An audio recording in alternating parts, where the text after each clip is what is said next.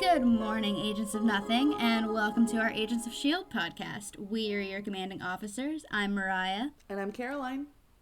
And today we're going to be talking about Season 5, Episode 1, Orientation Part 1. Yeah! So, Mariah, how was your week?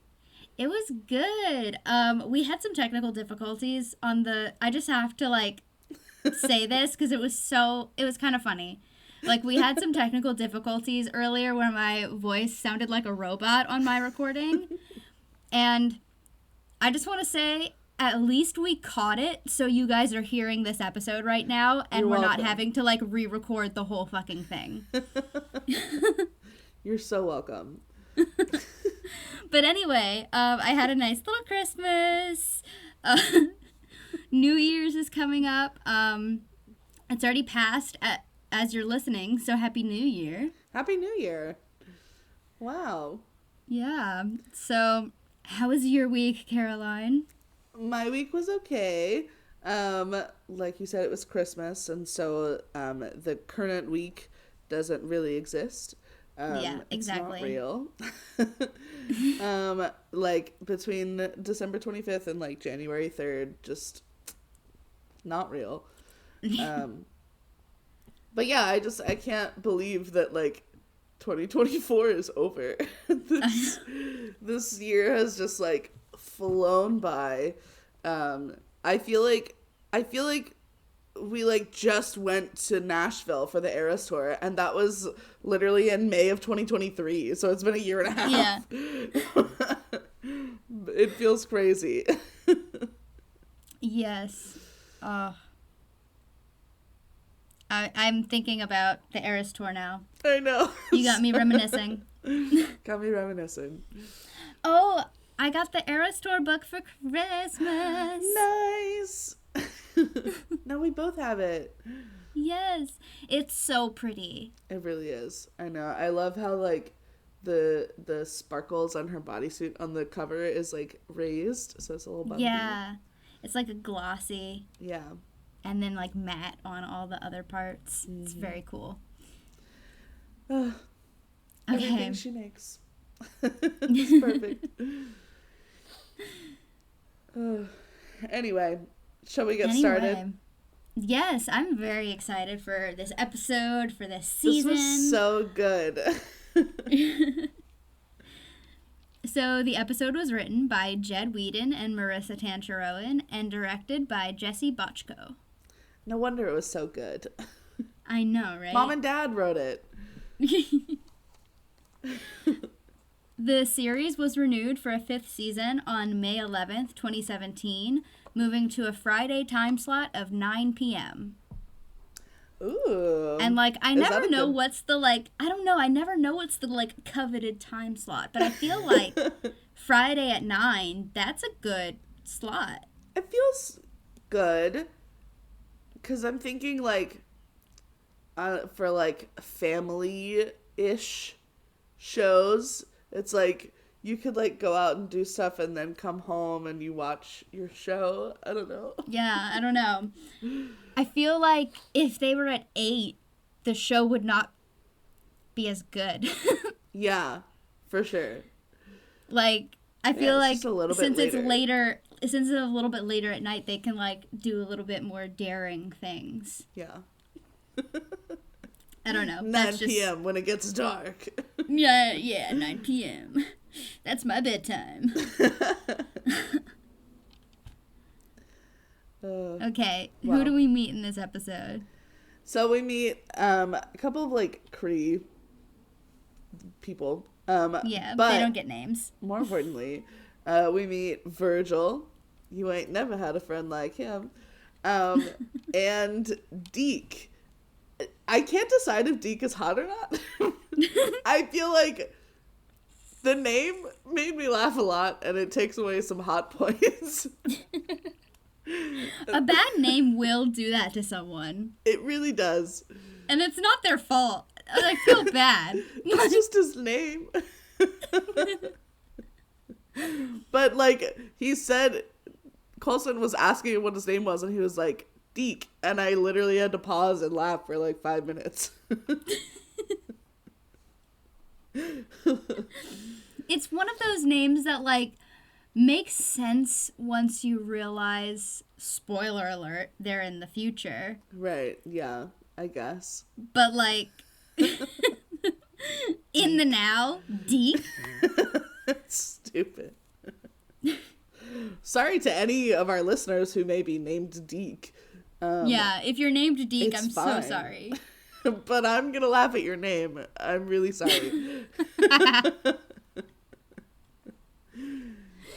Anyway, so the beginning of this episode was like insane. I could not. Usually I like pause at the end of each scene to like write my notes and get my thoughts out and stuff.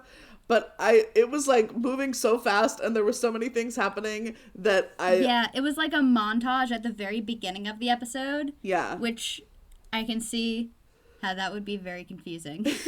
Yeah.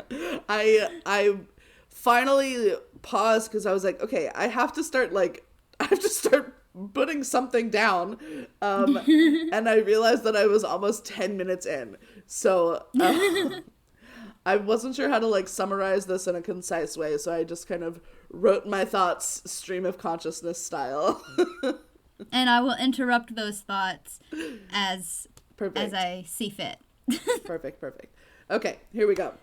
Very gay man. He is swimming. Why is his head so veiny? Oh my god, his skin just came off. It's an alien showering. This sequence is so fun and so memorable. Like, I will never forget it. Every time I rewatch, I'm like, oh, it's this scene again. Love his veiny head.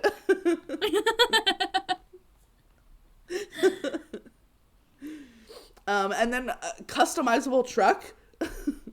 So the design, the mystery man, I said mystery man because they said the character's name.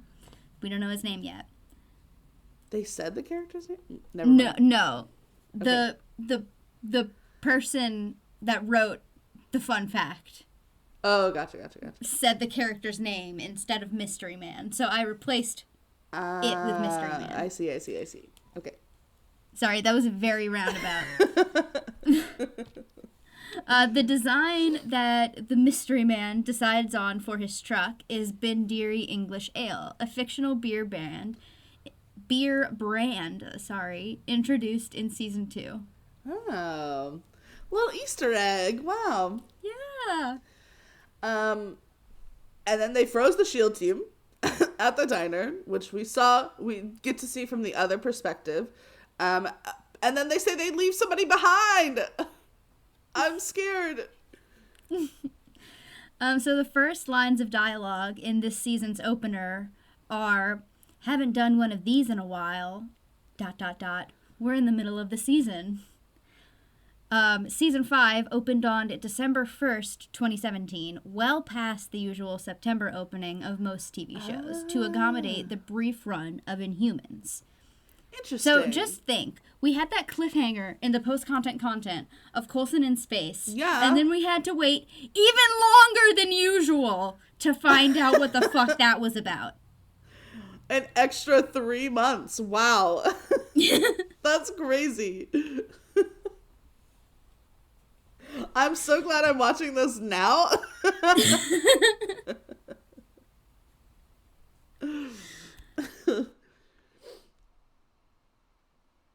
Unfreeze. May, Coulson, and Simmons are accounted for in this room. And then Mac's voice comes from another monolith, and then it explodes. He was not the monolith, but I did think that for a second. I was kind of tickled by that. Mac's voice coming from another monolith? So yeah, this is, I wanted to note, the first time that we see the white monolith. Ooh, what does it do? Ooh. Wait, it exploded. We're gonna see it again? Oh no.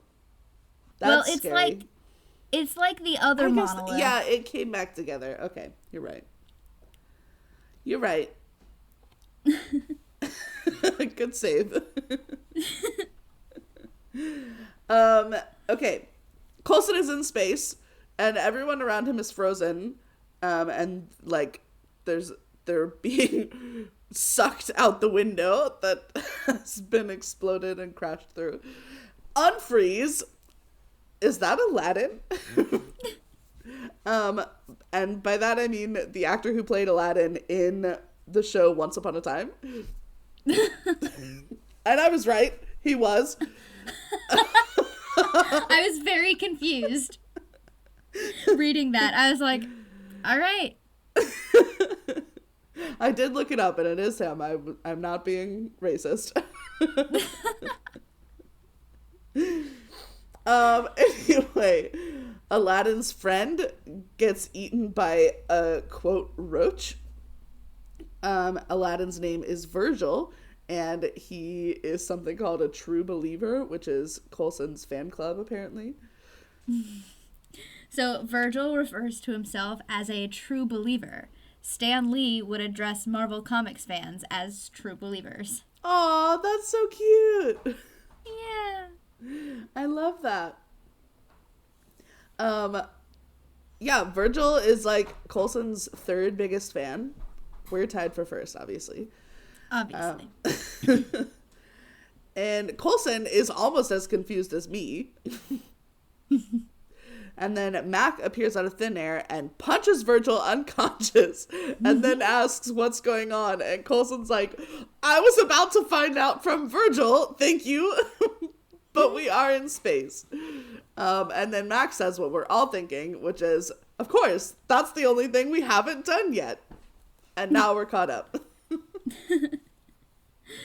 On how the episodes would tie into the Marvel Cinematic Universe, Whedon stated that we try to a little bit follow in the wake of the films as they plot new territory in the MCU. Last year, that was Magic with Doctor Strange. We felt like Ghost Rider all of a sudden fit into our show in a way that we didn't necessarily feel like he would have before, tonally. And this is us expanding out even further into the world of space, which they very much are living in now in the features. It's the great unknown, and we hadn't explored it yet. Whedon added that it's more about a thematic tie-in at this point than one story leading to another, stating, we try to make it feel like that the whole thing is moving in this swelling direction. We're not in space for no reason. We wouldn't have gone there if they hadn't. The overt ties were a necessity of starting out, but those have faded over time, basically because we have our own mythology. Yeah. Sorry, that was a long one, so I started tripping up at the end. That's okay. So this is where the show kind of like goes off on its own path, right? Yeah. Okay. It felt like, I think I say it at the end, afterwards, but like it felt like a natural progression. This didn't feel like, oh, and now we're in space. You know? I just remember, like, at the end of every season, I was always like, oh man, how are they gonna top this one? Yeah. And then they always fucking did. Exactly, yeah. I was like, last season was my actual greatest fear in life. And this still feels bigger than that. Yeah.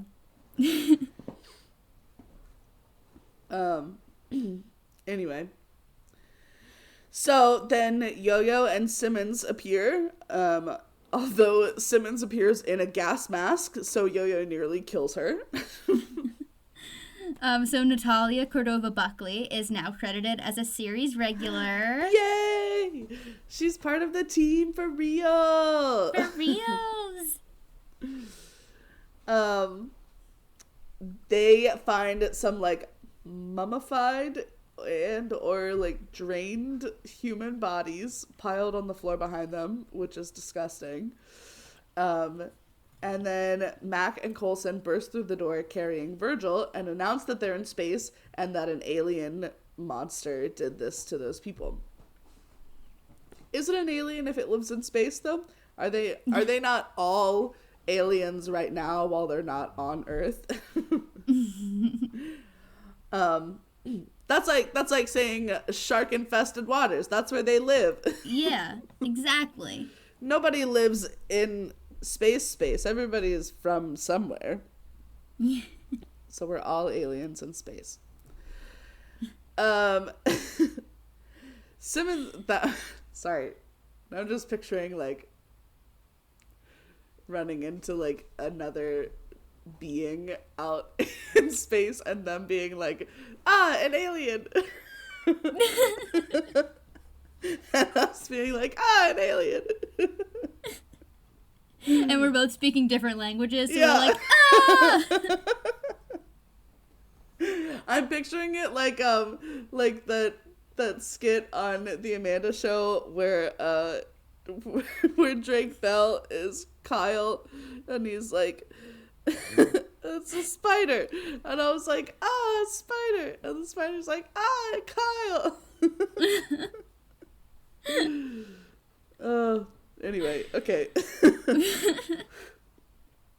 Simmons says, not again, because she's the only one who's been in space. And then she says, do we at least know which part of space we're in? And Coulson goes, outer? This episode was so funny. It was so funny for no reason. Just because. Anyway, and then a new logo, which is really cool. Yeah, the episode introduces a new typeface logo and title card for the series. Jamie Lovett of comicbook.com said, fans will know that these episodes are meant to be something special when the episode dispenses with the usual title card treatment and instead implements a logo fade-in. He compared this title card to that used for the episode 4,722 Hours. That was the one where Simmons was in space. Oh, okay. Thank you. You're welcome. I saw the confusion in your face. You know me so well. Okay. And then May appears on the space station with her leg generating around a pipe. I did not know that was an option. That's disgusting. Holy fuck. It was really, really like I was like gagging watching it. Like my body awful. tensed up. It was so terrible. Awful. The injury at the beginning to Agent May's leg and the resultant limp for the next few episodes was deliberately written in to cover a real-life limp that Ming-Na Wen still had after knee surgery between seasons. Oh, okay. That's really clever. Wow. Yeah. It's kind of like when, like, an actor gets pregnant and they write the pregnancy into the script. Yeah. Like. Yeah. Or like when they just suddenly have to always be carrying a laundry basket or really big clothes or something. They're always carrying something. They're always shot from shoulder up. They stand behind lamps and stuff.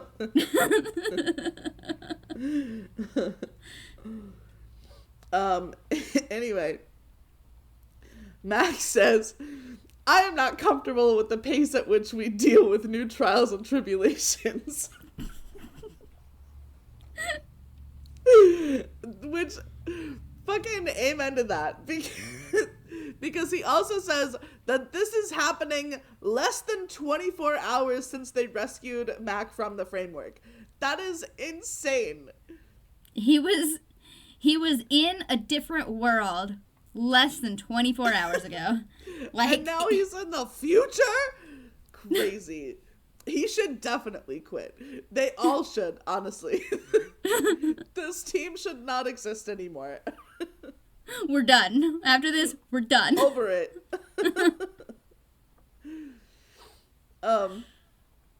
Simmons asks if Fury ever mentioned a space outpost before, since these dead people seem to be humanoid at least. And Coulson doesn't remember anything about it in the box. But Yo-Yo says that she thought that S.H.I.E.L.D. had people hiding on the moon with another crazy acronym like SPEAR or something. So Yo-Yo makes reference to S.H.I.E.L.D. having people on the moon. The short-lived show Inhumans took place on the moon. Oh. I say thought it was... short-lived. I think it was supposed to be that short. I don't know if it was supposed to ever be, like, renewed. I think it was a miniseries, but I could be wrong about that. Anyway, what were you going to say? I was going to say, I thought that that was, like, a reference to Britney Spears, because she has, like, a music video of her on the moon.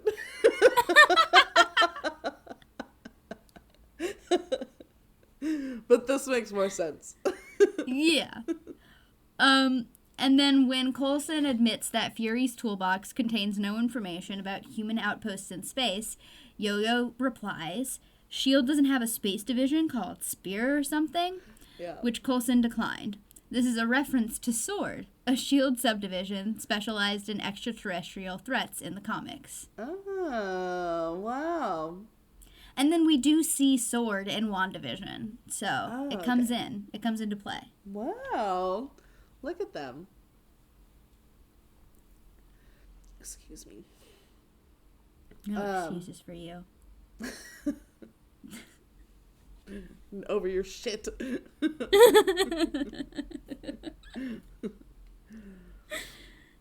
Coulson tries to wake up Virgil again unsuccessfully and says, Jesus, Mac, how hard did you hit him?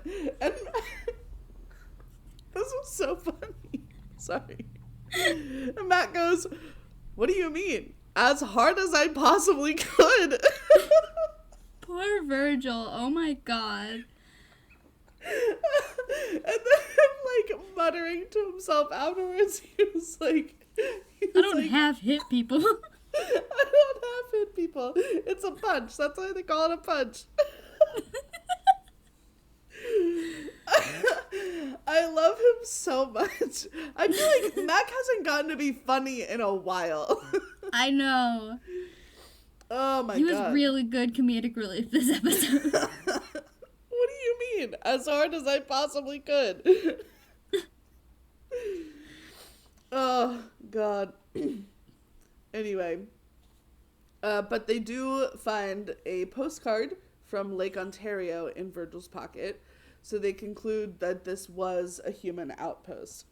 And Coulson tells them what Virgil said to him about being there about the team being there to save him or whoever.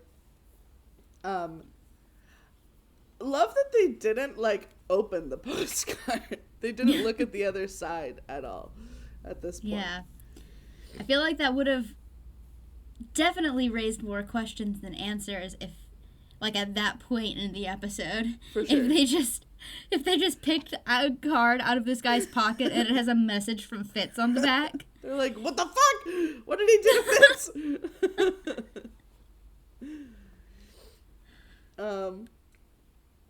Anyway, so May is struggling to, like, break the pipe. She does it and then spins it still, like, inside her leg to unscrew it from the wall, and then she pulls it out of her leg and then has to run and hide from whatever the fuck is trying to break in through the doors to the room that she's in. This was the worst scene.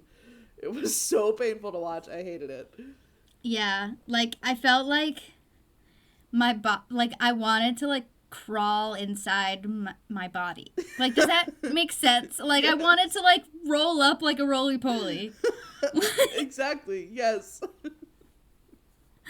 Oh my god, wait. Do people outside of Louisiana not call them roly-polies? Those little, like, roll bugs that, I think other people call them, like, pill bugs or something. I've heard that.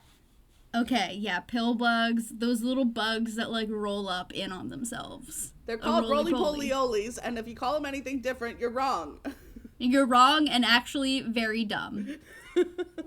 Sorry, these are the rules.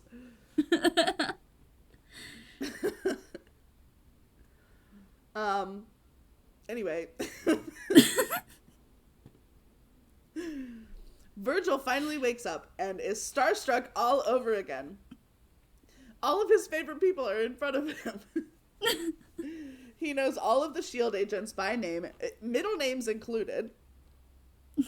And he asks if it's all right if he calls Elena Yo-Yo, and she says no. And he's like, okay. I literally wrote down that exact quote. Like, this so episode funny. had me fucking giggling, dude. I had to pause and laugh so many times. It was Yo-Yo Rodriguez. Is it okay if I call you Yo-Yo? No. Okay. Okay. And he was just like so happy. Okay. I love him. I'm so sad that he died. I wanted more of Virgil. So Virgil continues, telling Simmons that he's sorry that Fitz didn't get to make the trip, but don't worry, he's thinking of you. What? What? And I didn't realize that he was like patting his pocket where the postcard was. Yeah. That makes me sad. It's weirdly sweet, like when you think about it. Yeah. But also, like, this man has a parasocial relationship with people that he wasn't sure actually existed or not. Yeah. And I love that. I love that for him. I think, to a certain extent, I think parasocial relationships kind of give us a reason to live sometimes. You're not wrong. It certainly was the case for Virgil, so. Yeah. It has been the case for me. It has been the case for you. Yes. We do this.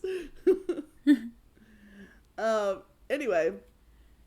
So they finally get Virgil to stop, like, fangirling and start actually giving some information.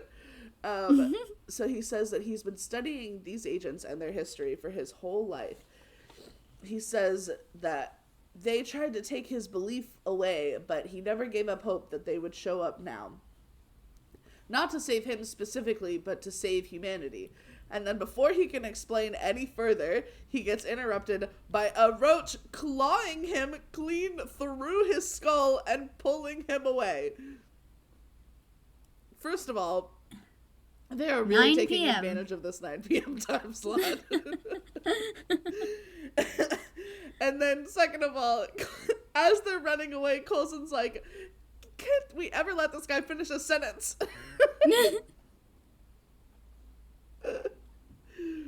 Oh my god. Mom and Dad were really just like letting the humor fly in this episode. Yes. I loved it. They were like firing on all cylinders. So good. So then the creature is like chasing them through the hallways, easily dodging Yo-Yo's weird fire gun that she stole from the other dead guy. And then they reach a locked door at the end of a hallway and they have nowhere to go. And so Max steps in front of everyone with a fucking wrench. Like that's gonna do anything. But luckily Daisy appears behind the thing and quakes it apart. I did love the way she was like, right? And they were like, yes, right. Yeah. So for good. the design of the roaches, Whedon and Tancherowen took inspiration from the 1979 horror film Alien. The actors were shown what the creatures would look like in the scene.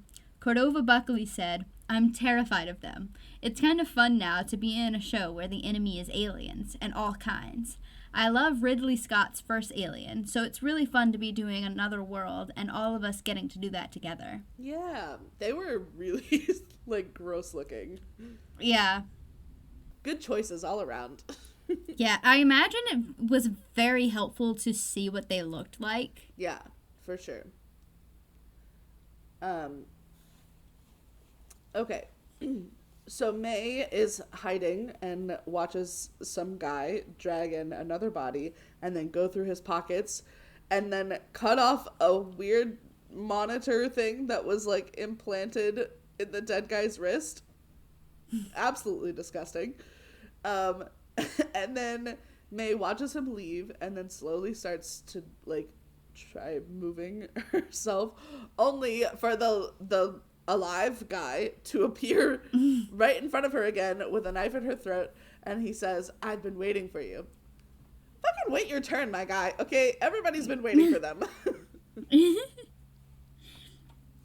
So Deke's costume and his first appearance with the helmet entering from outer space resembles Star-Lord from the Guardians of the Galaxy movies, which I was so glad to see this, like, fun fact on IMDb, because I definitely thought that, like, I was very confused. The first time I saw him, I was like, are they introducing Star-Lord to Agents of S.H.I.E.L.D.? Like, what is going on? Yeah, I definitely was like, I was like, oh my god, is Chris Pratt about to come in here?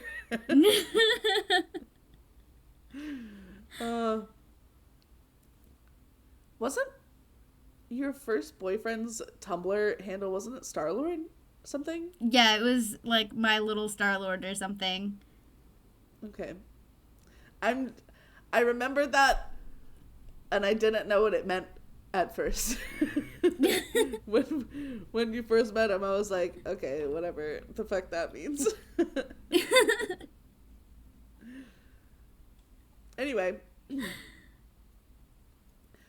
So May kicks his ass, even with her horribly injured leg, but he cheats and pulls out some device that, like, controls gravity and then pins her to the wall, because I guess it can make gravity come from any direction. And wait, I lost my place. Okay. He says that he didn't want to hurt her, but the knife to the throat and, like, intentionally kicking her injured leg would beg to differ, for sure. But she gives him a good kick to the face, and then he shoves a gag into her mouth. What is happening?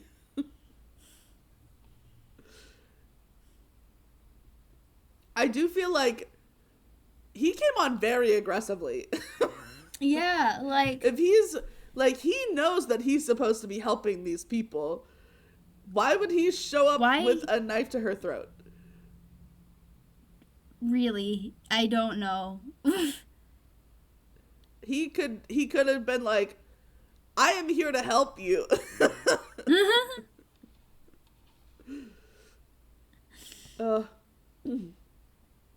Anyway, so the rest of the team are trying to figure out what's going on, as are we all. Daisy asks if this was part of Coulson's bargain with the Ghostwriter, and he says no. And then Yo-Yo asks if this is even real. What if they're back in the framework? And everyone literally, like, plugs their ears and says they can't even consider that or their brains will break. Which I was thinking the same thing. I was like, how do we know anything is real from here on out? Max says that this obviously is involving magic somehow. And Simmons says, magic is just science we don't understand yet, and they have to gather whatever evidence they can find and go from there. And I love that Mac was like, of all the things that we have witnessed, magic is the thing that you're gonna say can't be magic. So when Gemma Simmons tells Mac that magic is just science we don't understand yet, she states the third law of Clark, which, in retrospect, I should have looked up, but I assume it is magic is just science we can't understand yet. Yeah, I feel like that's a safe guess. Yeah. And if it's not, sorry. Oh well. This podcast is free. So Daisy confirms that she was the last one to get pulled through the monolith and that Fitz isn't there. Simmons is trying very hard not to spiral when Daisy checks in on her after saying this. And Simmons says that maybe it's for the best that he isn't here, even though they do seem to be cursed into always being torn apart. What the fuck? But they can rest assured that he is working the problem at home and probably trying to get a message to them as they speak. He already got a message to them!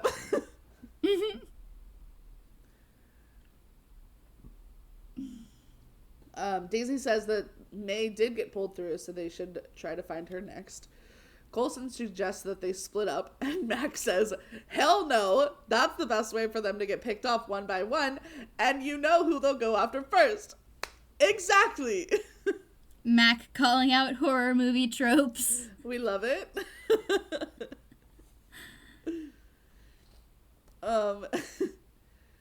So they decide to stick together in a literal, like, V formation. I love that. And make their way down the hall.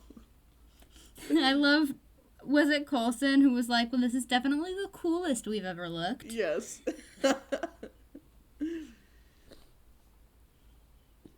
So then the guy, I thought it was a bathroom at first, but I don't know what kind of room it was. Anyway, the guy that May was beating up, he slices like a hole in her wrist and then puts the metric that he stole from the dead guy into it.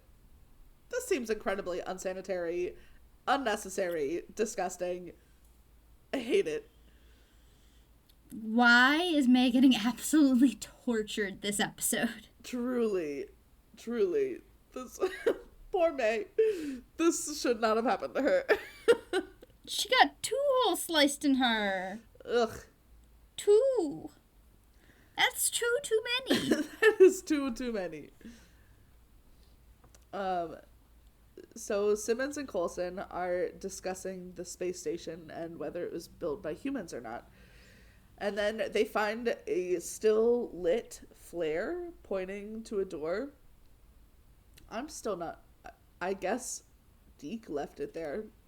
Yeah, it was Deke lit it and threw it out the door to keep away the roaches. Oh, okay. Gotcha. I was like, he left them a clue? Anyway, so Mac kicks open the door, and it's the room where May was, but no longer is. Daisy looks at the computers along one wall and sees a water reclamation system, which Simmons says means that this was a human colony, and that if they're siphoning water from frozen space oceans, then that means that they have a spacecraft and that they are close enough to Earth to travel here. And that they can get a message to Fitz. So they just need to find May and their transportation. Elizabeth Hinstridge expressed how different filming her role was for this season, stating, she's always been so headstrong and kind of arrogant to a point where she feels like her brain is the best and who cares about anything else. So this is just a completely different realm for her, and she hates every second of it. So it's brilliant, and it was very frustrating to film because you just can't really do anything. You just have to be still. She has 0 power and could be killed at any second. Aww. Yeah, and then coming from the last season where she was, like, basically in charge. Yeah. Dang. What an arc. Oh my god. Range.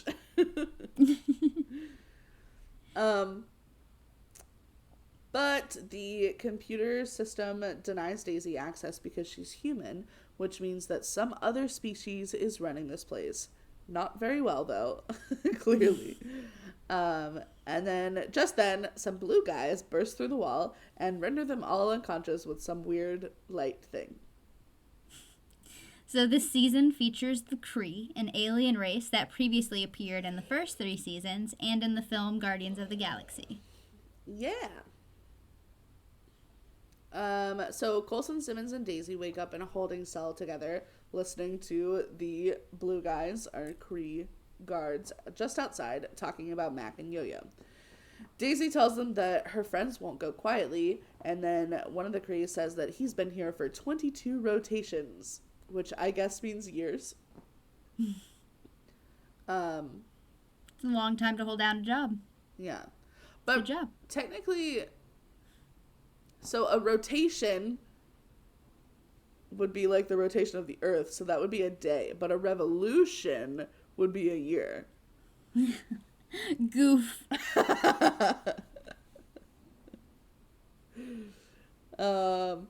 Anyway, so maybe he's only been here for like 3 weeks.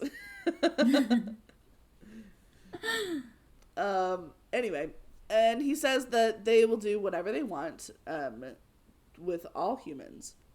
Kill, torture, experiment, whatever they want. Simmons and Coulson are theorizing that Kree are running more human experiments here. Obviously, that's what he just said. while Mac and Yo-Yo are chained up and having the shit beat out of them by the other two Kree. The Kree speak English, but not Spanish, apparently. So Mac and Yo-Yo speak to each other in Spanish and try to devise a plan. And Mac's Spanish is fantastic, apparently, because it was mandatory at Hope's school in the framework, so he got to learn Spanish. But before they can come up with, like, a real plan, the Kree decide that they're going to spare Mac so that he can fight in whatever entertainment fighting ring that they have. And then they start spraying Yo-Yo's hands with fog. I guess it was like liquid nitrogen or like something that would like freeze her hands. That's what I was thinking. Yeah. Which is what they say later, like, oh, they should just like freeze and then break off at a certain point. So that's what they're doing. Which is awful. Oh my god. Awful. Back in the holding cell, the door opens and May and her random guy arrive with another Kree guard. Deke pretends to know them and urges the team to go with it. He convinces the Kree to let them leave with him and says that he will make it worth their while, whatever that means, but it works. So Jeff Ward was originally cast as Virgil, a character who only appears in a few scenes, but made such an impression on cast and crew during the table read that they decided to have him play the recurring character of Deke instead. Aw, that's cool. Good for him. Yeah. Oh, so I love Jeff Ward. I love that his name is Jeff Ward. I know, right?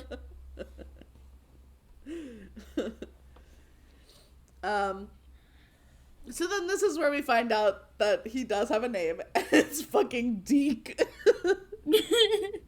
And he says that Virgil contacted him to smuggle some people here and swap out their metrics, whatever the fuck that means.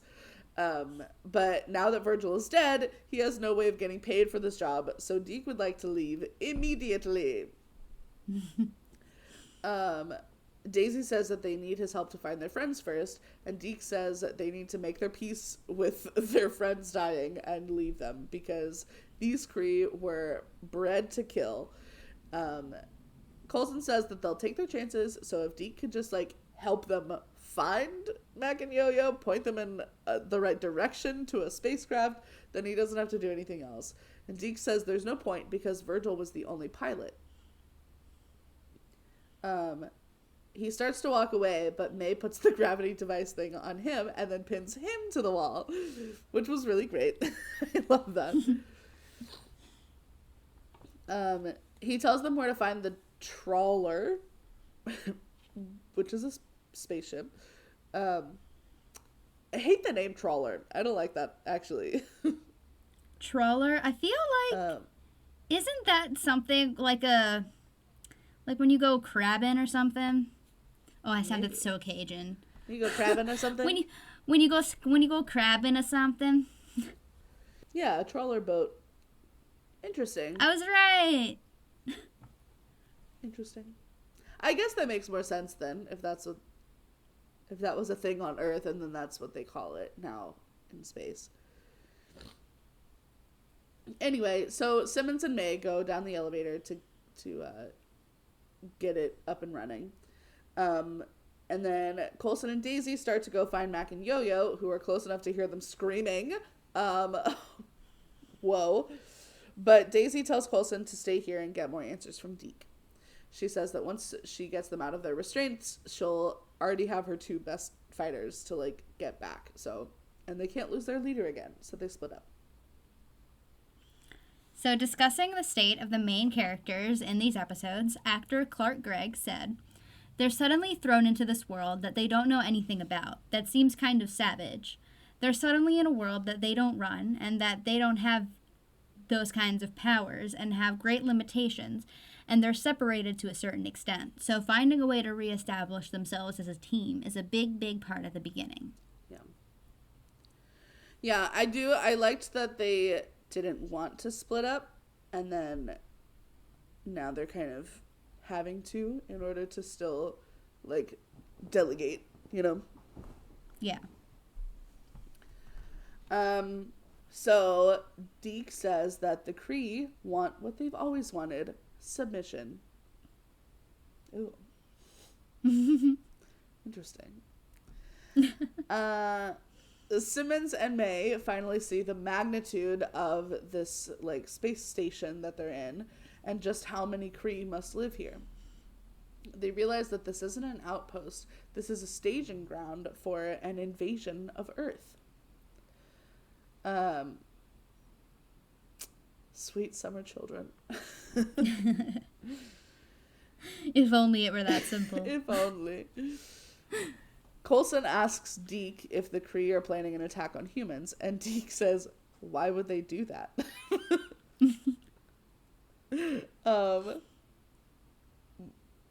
And for some reason, I wrote, wouldn't they? I assumed you meant why wouldn't they? Yeah, I'm pretty sure. But But yeah, wouldn't they? wouldn't they? Come on. I mean, come on. I've always said that.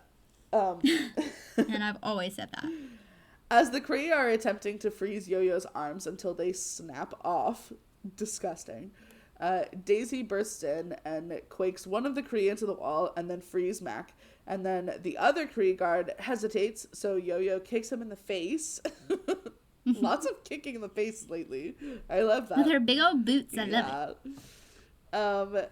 And then Mac manages to get an axe through both Kree guards. And then Daisy uses one of their hands to log on to the computers, finally. But something seems off. All of the equipment in the room and, like, the systems on the computer seem to have been created for something other than the purpose that they're currently being used for. And then Simmons and May managed to get one of the trawlers started with the weird key thing that they took from Virgil. Good thing they took that from him. And Simmons starts recognizing some constellations. So she's like, oh, we must still be within our own galaxy. That's good. Sweet summer child. Coulson and Deke keep just confusing each other with their questions and answers, which was very funny, actually. And then Deke finally asks when Coulson and the team were taken. So when Deke asks Coulson where he's from, Coulson replies, Manitowoc, Wisconsin, pronouncing it Manitowoc, or Manitowoc, or however the fuck.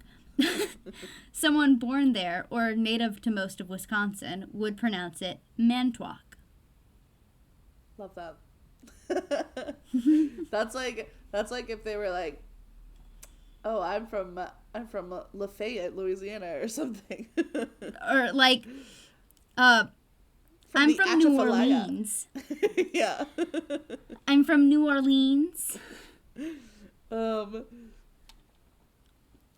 Anyway. And then Simmons realizes that there's no point in sending a message to Earth because as a destroyed school bus floats past them, they realize that the remains of the planet in front of them is Earth. Oh my god. Dun dun dun.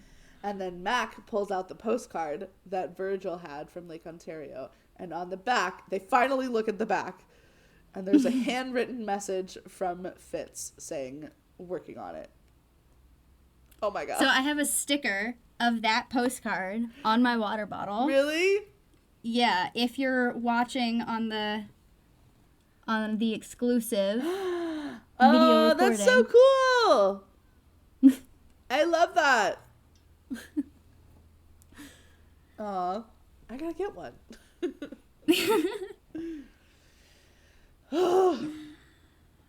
Okay. So, now it's time for the post-content content.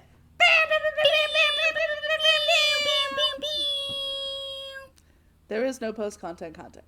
But Aw. they did revamp the theme song. It sounds like spacey and synthy, and I love it. Yeah.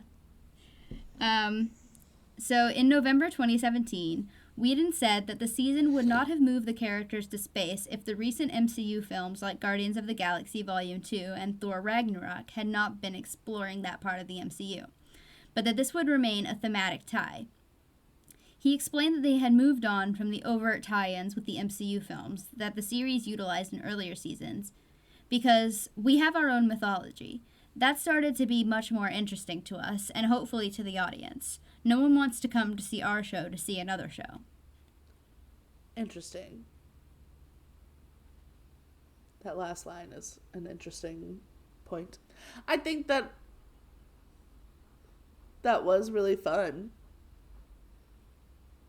Yeah. But yeah, I'm excited to see what we do. Yeah, me too. Okay, overall thoughts? Not the future! Yeah, I'm so excited for this season. Oh my god. And this episode was so good.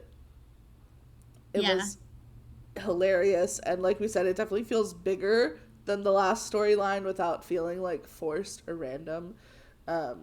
Especially since like we already had like the seeds of a Kree invasion planted years ago. And so I don't know, I was just thinking like, who comes up with the story arc? Like, was everything planned out from the beginning, or did they kind of like look back and see like what they had already laid out and then go from there? I don't know. I'd be interested. I don't know, because like it would be very interesting to know, because I think about like there are, and it's hard for me to really notice them. I'm not finishing sentences here. That's okay. It's hard for me to really notice them, but there are seeds that are planted that they like don't, expand upon. Yeah. And I think that it would have been like it would be. I'm guessing that the way it works is that they look back at the seeds they've already planted and like they're like, oh, that's a good, like, we'll go with that one. Yeah. Yeah, that's what I'm thinking. And that must be so much fun to like, as they're planting them, they're like, okay, we'll put this, on the wall for later. And then they like, when it's time to go to a new season, they're like, okay, what can we do next? Yeah. I feel like that's probably a fun process. I do love that it is like a sort of thing of like, yes, space is like the one thing they haven't done yet, but also it doesn't feel, like you said, forced or random. Yeah. Like, oh, they're in space now, I guess. It's like, oh, it makes sense. They're in space. Yeah, absolutely. Totally. What about you? What do you think? All right, so I have some last few fun facts. So throughout the episode, there are various musical stings lifted from Alien. The episodes received very positive reviews from critics, with many generally highlighting the cast performances, the introduction of new characters, and felt it was a promising start to the season. The futuristic space setting was especially praised for being ambitious and thematically different. Yeah. And finally, Orientation Part 1 won a Hollywood Post Alliance Award for Outstanding Visual Effects Television over 13 episodes at the 2018 Hollywood Post Alliance Awards, and was nominated for a Visual Effects Society Awards for Outstanding Visual Effects in a Photoreal Episode at the 16th Visual Effects Society Awards. Wow, yay! And I think, once again, they lost that award to a Game of Thrones episode. Ah! God damn it. Fuck. But hey, to be nominated with the likes of Game of Thrones at the time, like, that's a big that's compliment. huge. For sure. For sure. All right. Well, that concludes our episode on Season 5, Episode 1, Orientation Part 1. Yeah! Next time, we'll be covering Season 5, Episode 2, Orientation Part 2, so stay tuned for that. Okay, bye! Bye, love you!